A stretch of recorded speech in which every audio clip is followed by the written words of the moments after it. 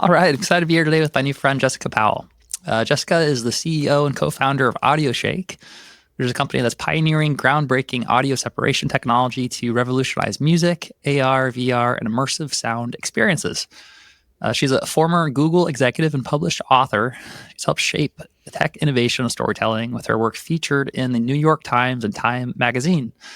So I'm really excited to have her on the podcast today to talk a little bit about the future of music, where things are headed, especially as it relates to cutting edge sound tools and technology that allows us to do better sound separation, lyric transcription, and some of the spatial computing, spatial like the VR world. I feel like is something that right at the time of recording this, we're just like starting to tap into. So I'm looking forward to connecting and hearing her take on where things are headed. So Jessica, thank you so much for being on the podcast today.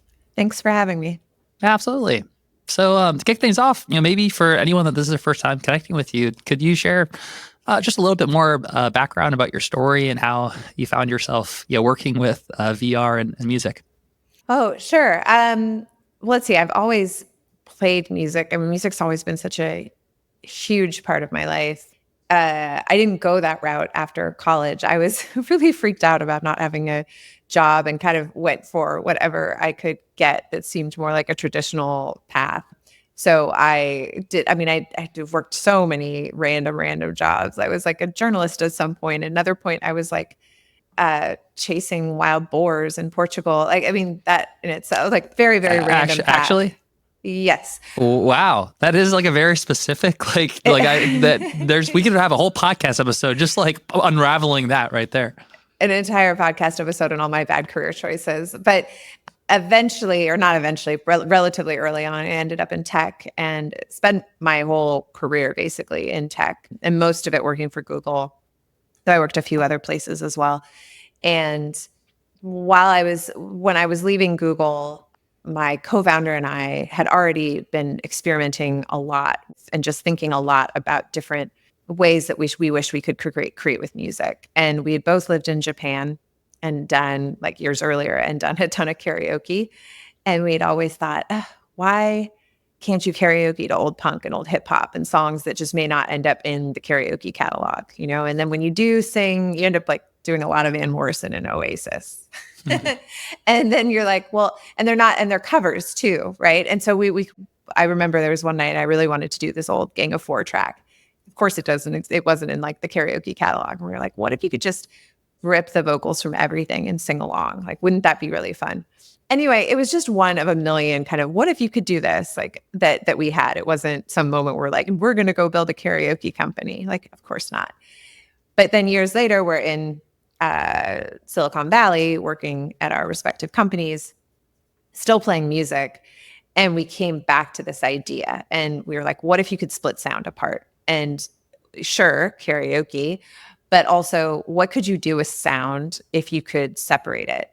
Because most sound doesn't come to us in a perfectly curated, artistic way where everything's been tracked out and edited and so forth, right? And we started to think, what could you do in really large scale applications, but what could you even do to make sound easier for people in multiple different daily life experiences or workflows if you could separate sound? And that's how we got started.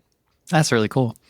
So separating sound, you mean this, if, for example, if there's a song that's submitted with all the different instruments, separating them into different stems? Yeah. But so if we're thinking about music workflows, right? If it's certainly today, if someone's going into the studio and recording it, it's probably laying down the track separately and then the producer's bouncing the stems at the end and hopefully passing the stems on to the musician, though that doesn't always happen. But it's certainly with older audio, that's not the case, right? If you have a track from the 1930s or 1950s or really even the 1980s, the likelihood that in some cases it was impossible that stems exist. It was never multi-tracked, right? The multi-track really didn't start happening until the time of the Beatles. So then, okay, you've got everything on different tracks, but we're also talking about analog tapes. And then those tapes end up in warehouses. Some of those warehouses burn. Some of those tapes can't be found.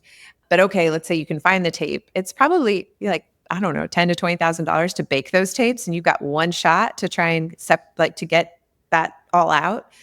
Meanwhile, like stuff is also degraded on those tapes, right? Like the vocals are bleeding into the drums or whatever it might be. So really for older audio, trying to create stems for that sort of stuff it's not really an option, which means that things like sync licensing or Dolby Atmos, like immersive mixing, those are formats or monetization opportunities that don't exist for those artists or their estates. And that actually covers a huge range of audio. And you might be surprised by how much it covers, because you would think that once everything moved to digital workstations and so forth, that all of that would start getting created. But you run into new problems there, right? Which is just that one, people didn't see the value of stems. They didn't hold on to them. Two, sure, maybe the stems were created, but they were created with a particular version of a DAW with a particular plugin, and all of a sudden someone's trying to go back 10 years later to access those files and they can't even open them. So really, the need for stems goes pretty far back, but even in contemporary recordings, they still sometimes aren't created and passed on to the artist or the label or whoever it might be.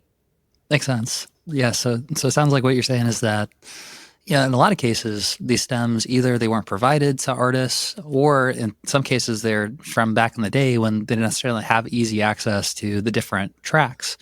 And so in that world, it's a lot more difficult for music supervisors or people who are trying to use those to mix those different tracks to go on soundtracks. So there's this big body of work that was basically unleveraged because there's no way to separate it into tracks. Exactly. Yeah. And there's also other cases too, right? Like just, at the end of the day, a live performance today is not so, I mean, it's different in a lot of ways, but it's not so different from, say, in the 1920s, And so, the problem with, say, trying to separate something from like Tin Pan Alley recordings or, like the 1930s and beyond, is that you just basically have like a mono track file. You have no parts to it.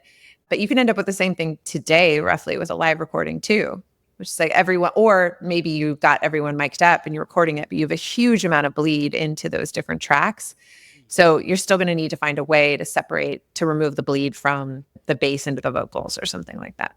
Super interesting. Yeah. So for like live recording as well, when you just have one recording source and it's getting all the instruments, then you don't really have a multi-tracked way to do it. And multi-tracking is like, it takes a lot of time and energy and effort to fully track up all these different instruments. And then you just have to deal with the general problems of sound, right? Which is that you can have someone mic'd up, but that doesn't mean that mic's not catching everything else in the room. Totally. Yeah. So like bleed from other instruments and, right. This, another use case I can imagine is just, I know when I was first starting to dabble with music production, one of the most helpful things to do was trying to recreate songs that I was listening to. It would be a lot easier to recreate them if you could actually break apart all the stems and just like listen to the different parts and understand what's doing what and what's doing it where. Cool. So yeah, I'd love to hear a little bit more about the tool that you've built and like the journey of creating something that can actually help solve that problem. And I feel like I've heard of a few different tools that, especially like right now in the age of AI, it seems like there's like a whole like suite of different things that are coming out. And I'm curious to hear your journey with that and what are some of the cool features that we're able to do now that we weren't able to do 10 or 20 years ago. Yeah. I mean, we were very interested in sound separation versus sound creation. There's a lot of stuff out there now, and say generative music and everything. And it's all very it's kind of cool and fun to play with, and it'll get better and so forth. But I think for us being musicians and sort of sound obsessed, and by sound obsessed, I mean, sure, like playing instruments, but also just thinking a lot about sound. And you think about how sound actually gets in your way in a lot of things day to day that we just take for granted. Like we don't even think about it, but think about going into a noisy bar and not hearing the person next to you, or recording a video on the street, right? When a siren comes by, like sound can get in the way of us being able to like derive meaning from the world, as well as being able to create with it. And so that really is the space that we've focused on. We're not doing 1,000 different music tools and everything. We're very, very interested in, and we think there's a really far way to go still in terms of making it easier for sound to work better for everyone in a number of different contexts. But what we built when we first started was we wanted to work with artists and rights holders right from the start, because we thought that the technology could also be a bit disruptive, right? In the sense of, like, I fully respect that if you're Van Gogh and you painted all these sunflowers, like, you may not want someone to pull out a single sunflower. And I think while I'm a huge fan of remix culture and would never want to live in a world where Jay Dilla didn't exist and DJ Shadow and Public Enemy and the Bomb Squad and all of that, at the same time, that can coexist with also just wanting to be a little bit more cautious about how we put the technology out and make sure that it's actually something that other musicians, not just ourselves, would find useful and that they could use to make money or explore new creative opportunities or whatever it might be. So what we built initially was a tool for labels, publishers, managers, for them to be able to essentially just very, very simply upload a track, pick what kind of like splits that they want, and then separate. We then also built a technology, like a platform that indie artists could use, which is called Audio Shake Indie. It works the same way, which is just that they can upload a track, but that allows artists to also access our technology. And currently on the tool for labels and film studios and some of the enterprises we work with, there are a few other tools as well. For example, the ability to split, this is more in the film space, but split dialogue and effects and music, or transcribe lyrics. And we'll make some of these available on the other site too at some point. But right now, indie artists can access stem separation at Audio Shake Indie. It's really cool. I mean, even that, like the wider vision that you shared around just like how sound, makes such a big impact with our day-to-day life, and how you're walking through like a busy coffee shop and you can't hear anything. Or what it reminded me of, Jessica, was when I was touring full time out of high school for about 10 years, I dreamed of a magic pair of headphones that, when I was in the back of the van, when we were blasting music and I was just like trying to sleep, I was like, oh my gosh, it would be so nice if I could just like control, my surroundings with like an app and just be able to sort of have more of an augmented, reality sphere around like audio. And it sounds like is that a part of like basically what you've built, is sort of with that vision in mind, is allowing people to be more interactive with how the sound is like shaped in their environment? Yeah, that's definitely something that we're very interested in. I mean, part of what we have this service for, say, content owners and artists, but we also have, a whole business around our APIs and our SDKs, where we partner with hardware manufacturers or different sites and applications so that they can use our technology. So someone building hardware that could be for a number of different purposes, right? It could be like a sound bar. It could be a voice application. It could be, like you're saying, earbuds or something like that they would be able to integrate the technology for those kinds of purposes. Cool. Okay. So with it in mind that, a lot of the folks who are going to be listening or watching this right now are like independent artists who are looking to kind of pursue their own music, and they're on the lookout for like new tools and things that could improve their workflow. I'm curious what your perspective is on both the audio separation, the stem separation, how indie artists can really leverage and use those to benefit their career, but also about maybe some more emerging technologies as well. I know you're also dabbling in like the world of VR and 3D spatial computing. So I'm curious just where you see where you think things headed for artists as it relates to those kinds of emerging technologies. Yeah, I mean, I think that if we just look at, say, something like mixed reality or immersive, I think the world of, whether you want to say like VR or mixed reality, and there's kind of the different degrees of immersiveness of whether you feel like you're all of a sudden in a completely different world, or it's something that's just more immersive, but you're still very aware that you're in, the normal world. Regardless of which kind of path you look at, I feel like everything's moved a bit in fits and starts, and we're like, oh, VR's here, it's going to be huge. And then it doesn't really happen. You don't get the adoption you see. And then Vision Pro is here, it's going to be huge. And again, you don't entirely see the adoption. But I do think if you take a step back and look at the advances on the compute side as well as the user experience side, like every step, like it is a step forward, and we will get to a point where so much more content is immersive. and in most, like in everything from the most boring business context through to creative contexts. And I think that we will get to a point where most content can easily be made like automatically immersive.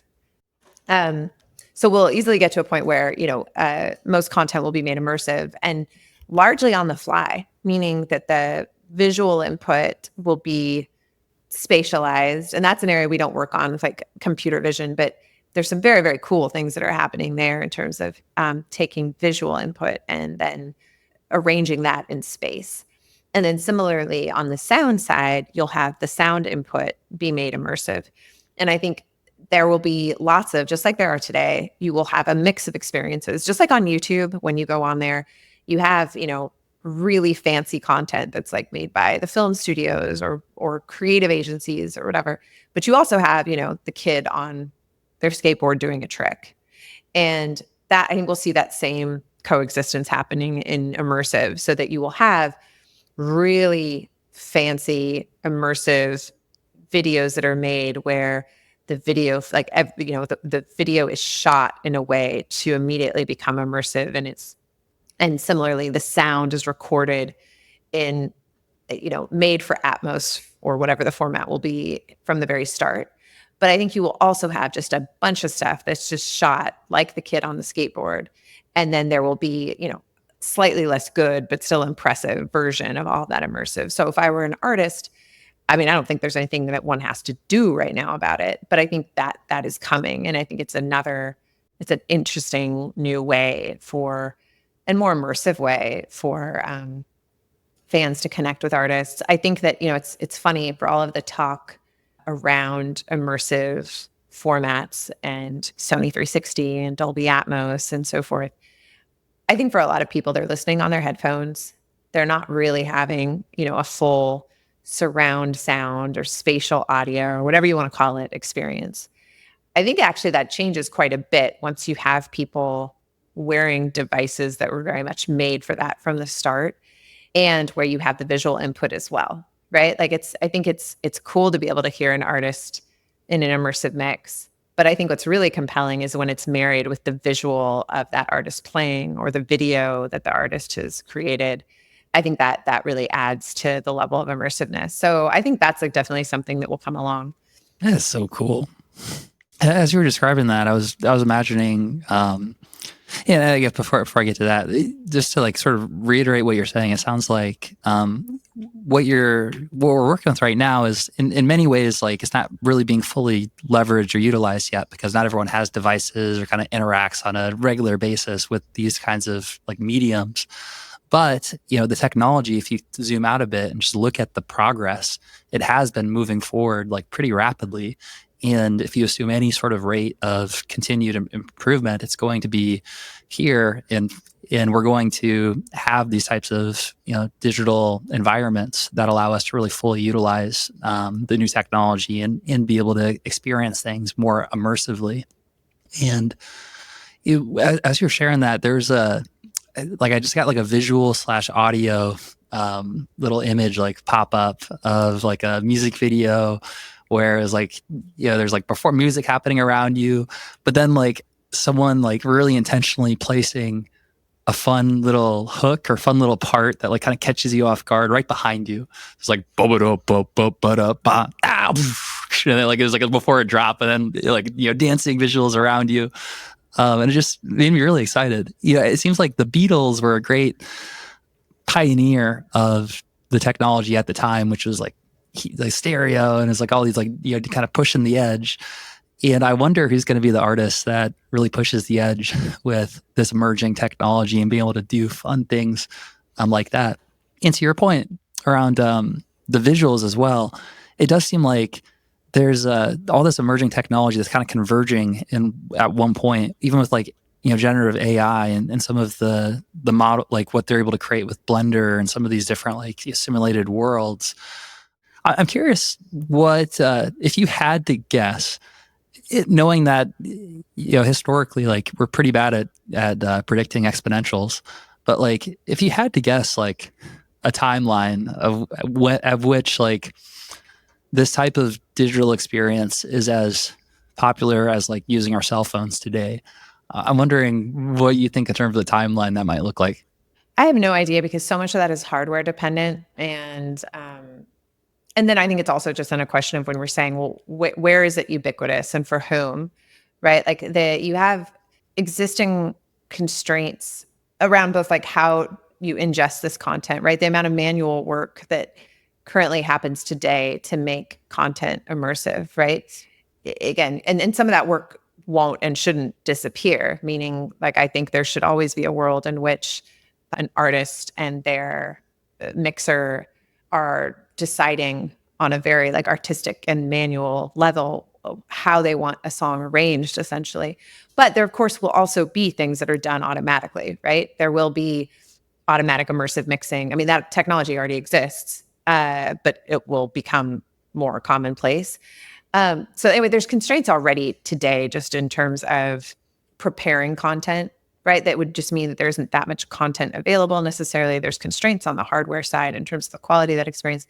And all those things still have to advance. And then there's like a separate part, which is around the availability of these devices for us to experience that. And price is still a massive blocker. I don't even remember how much the Vision Pro was, but it was surely over $1,000, I think. Yeah, the Vision Pro is sort of an outlier too, right? In that it was like clearly for like people who have enough to just like dump into this crazy expensive, but also like very cool gadget. I've just finished reading a book called The Singularity is Near by a guy named Ray Kurzweil. And I think that he actually has ties to Google. I think he works at Google. So I don't know if you are familiar with him or not, but he's a very, very interesting technological thinker and futurist. And he's predicted like the internet and AI and like different things before they happen. But one thing that he talks a lot about is this concept called the singularity, where because of the exponential increase in compute and price performance of compute, that you kind of headed toward this asymptote where like technology starts changing so quickly that it's like almost impossible to predict like what's going to happen because the rate of change is so fast.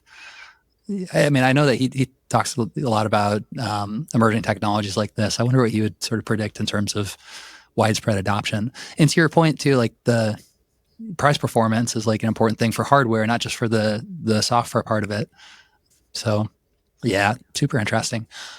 So for someone who's watching this right now who maybe they're excited about this as like a topic of conversation and they realize that going into this right now, they're going to be an early adopter. So it's not like, there's going to be a huge amount of existing foundation as they're like one of the first adopters. How would you recommend that an artist start exploring some of these different technologies and tools so that they can kind of catch the momentum of the wave as it hits, as opposed to like, being struck by the tsunami when it first crests? Well, this, on some level, this is definitely not my area of expertise. We work with companies building in, mixed reality and VR and so forth. But I guess I would say I still think there's so many things. I think, first of all, I think it's so hard to be a working musician. There's so much that you feel like you have to keep track of, right? It just like just the social media aspect alone is just so exhausting to even say it feels like, like you say it and you already just sort of want to like hang up the towel. And so part of me would just say like, you know what, wait a little bit because you don't, like there's still so many things that have to come together for this to be accessible for people to play with. On the other hand, I think that if there's like natural interest in exploring this further, I think even just starting to, playing around with like the lenses on Snap, for example, and thinking about what you could do with music in relation to your fans, applying different effects or interacting with your music in different ways. And of course, there's always the route around, spatial mixing itself. So there's mixers, of course, that work with the Dolby Atmos format. There's also services that will do it algorithmically. Like one of the companies we work with is called Master Channel. They offer spatial mixing. There are, of course, ways to experience immersive music today through, again, that manual or algorithmic experience.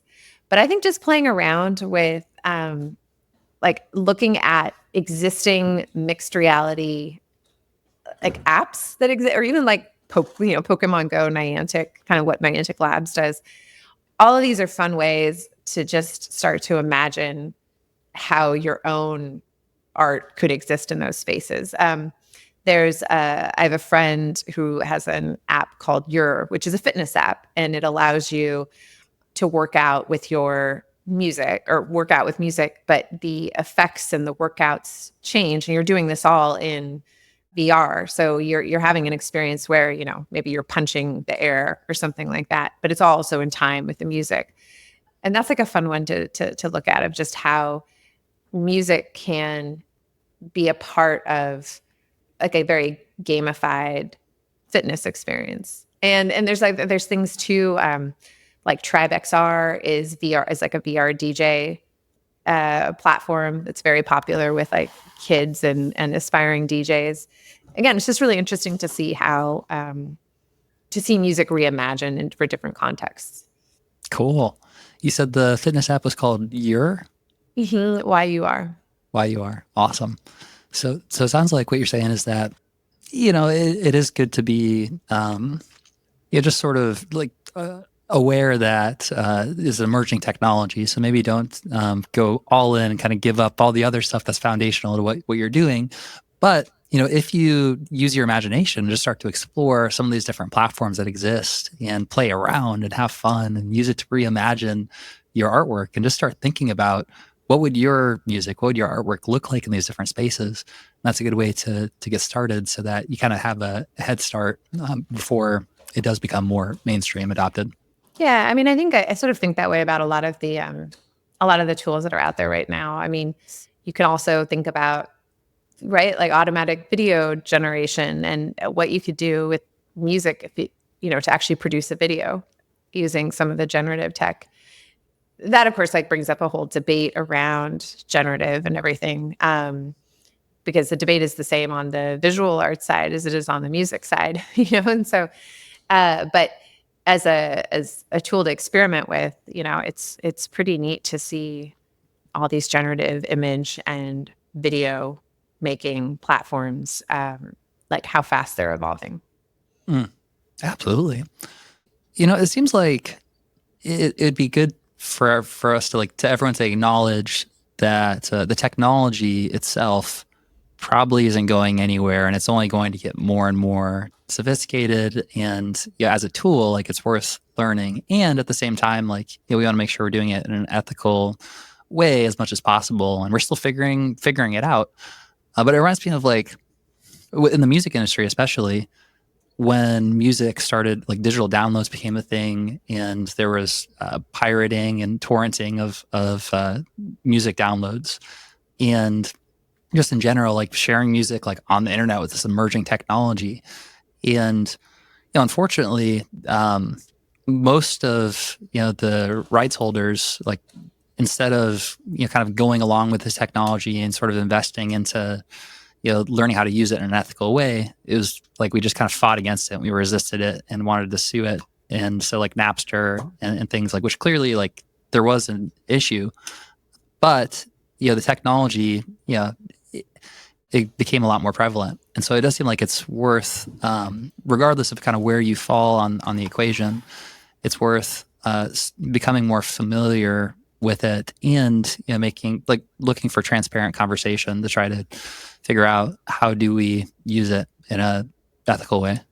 Yeah, I mean, I think it also depends on what the tool is. Like, AI is a very vast space. Like, it's in your bank uses it, your credit card company uses it, the Uber that you took, or like, in a lot of ways, it's easier, I think, just to think about AI as sophisticated statistics, or even just call it software, and then ask the follow-up questions around, okay, well, how is this software built, and what is what was the input in building this software? What is the output of this software? And are you comfortable with both of those parts? Like, what was the input to train it? And then similarly, what is the output? Because really, there's so much of AI. There really is not, I think, that I don't think we actually necessarily have a problem with as a society, and that we've been using for a very long time. So for example, you look at stem separation. We don't really get pulled into the debates around training data and so forth. Not because we're good people, though I'd like to think we are, but because we don't actually need the kind of data that, say, a generative music system might need. So for us to be able to separate, first of all, for us to separate a song, we're just separating what's already there. So we're not actually adding anything in or reimagining. We're literally pulling the song apart. And the second thing is that to train a system like that, you don't need to train, and in fact, it's useless to train your system on, say, all the music that's on Spotify. It doesn't actually get you anywhere. What you need to do is you need to go out and get stems of lots of songs, right? Which you can't just pull that from the web. Like, who's just sitting there with tons and tons of stems for someone to scrape? No. So you go to like production library music and you license those and so forth. So, and then your output, again, I don't think is, people wouldn't argue, is threatening musicians, right? You're helping them. It's like a tool that's pulling it apart. So I think breaking down any of these AI technologies into those questions of like, what was the system built on? What is the system trying to do? Or what's its output? And how does that output make you feel as an artist? Or how do you feel about it? I think are all relevant questions to ask. I do think there's also, I feel kind of torn on a lot of the questions around the generative systems, because as someone who is a terrible drawer, right? I can't draw. I can't imagine. Like to me, it's incredible to be able to play with something like Dolly or any of the image systems and see something imagined for me. It's something that I had in my head that I could never put down on paper. And these are all very casual uses. I'm not like an ad agency that all of a sudden isn't employing a visual art. Like, this is just me being like, what would it look like to have a cat flying over the Eiffel Tower? It's really inspiring to see that. And I even tried, so I do a lot of fiction writing, and I got to the scene in the last, like in my current novel, and I needed to have a gondola.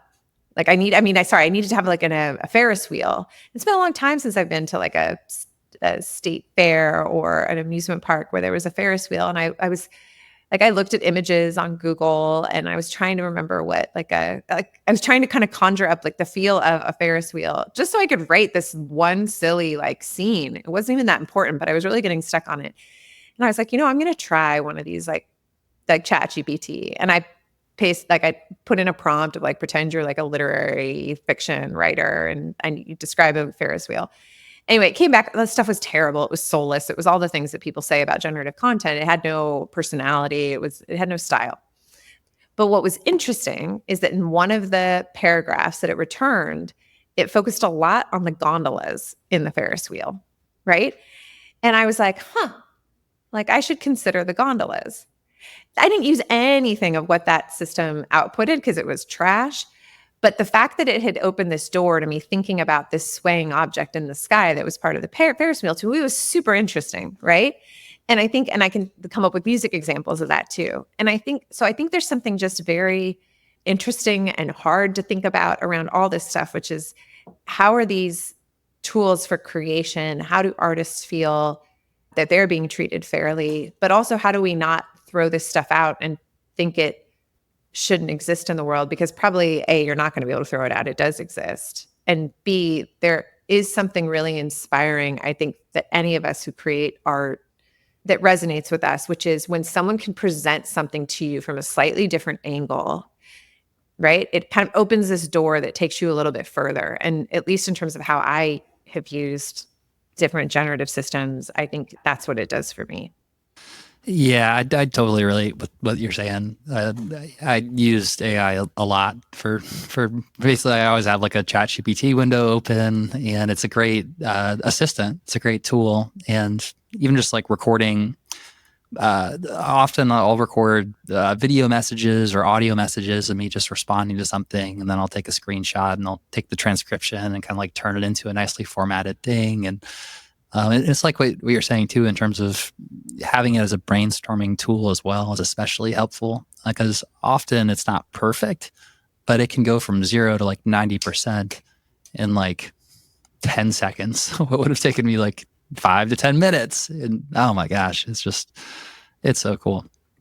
But Jessica, it's been great connecting with you today. This is one of my favorite things to geek out about. I'm so grateful I get to just like interview interesting people like yourself and just talk about where things are at and kind of where they could go. For anyone who's watching or listening to this right now who is interested in exploring more about AudioShake or potentially using these tools, what's the best place for them to get started? Sure. I mean, we're at audioshake.com, but you can also go to AudioShake Indie, which is our tool for indie artists for them to be able to create stems. And then we're on all the socials because just like the musicians, it never stops when you're a startup. It's constant content creation. Yep. A little side note, when you're talking about the social media, we're developing an app right now called Street Team. And right now it's in private beta, but we're going to be doing a public launch for it very soon. But one of the reasons we built it was to solve that specific need or challenge around like social media overwhelm. There's all these different platforms.